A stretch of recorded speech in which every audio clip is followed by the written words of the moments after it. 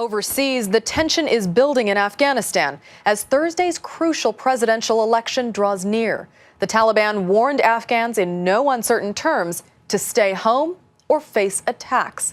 CBS News chief foreign affairs correspondent Lara Logan joins us from Camp Delhi in southern Afghanistan, where U.S. Marines are battling Taliban fighters. Lara, there are 7,000 voting stations around the country. Has it been possible to do much to secure them? Well, that really depends on which part of the country that you're talking about. Some of the polling stations are in such remote areas that ballot papers have been sent out to them on the back of donkeys. And in other areas of the country, like the south, where I am in Helmand province, there are districts that remain under Taliban control, and there are no voting stations there at all. But it will be the Afghan security forces on voting day that secure the polling stations. The U.S. will secure the roads leading to them, and the hope is that that will put an Afghan face on the election. Why is the turnout in these elections so important? The turnout is important because it speaks directly to the credibility of the election. If the Taliban is successful in keeping large numbers of people away from the polling stations, then the credibility of the whole presidential election is cast into doubt. President Karzai's ahead in the polls. We know it will likely come to a runoff vote. How important is Karzai to U.S. strategy?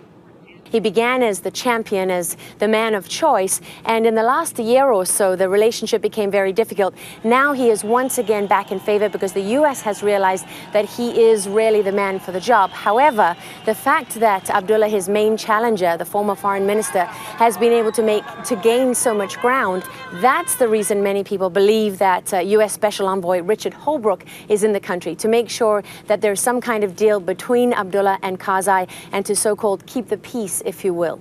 Lara, from what you're seeing and hearing on the ground, are there enough troops to get this job done? Everybody agrees that more troops is not a magic solution. The problem is that if you don't have the troops to ensure security, then you can't have all the other things that you need, such as sustained development and progress with the economy, local governance. What people would like most is more Afghan troops, but there just aren't enough Afghan soldiers, and it may just have to be U.S. and foreign troops to do that job for now. Priya? Lara Logan at Camp Delhi in Afghanistan for us tonight. Lara, thank you.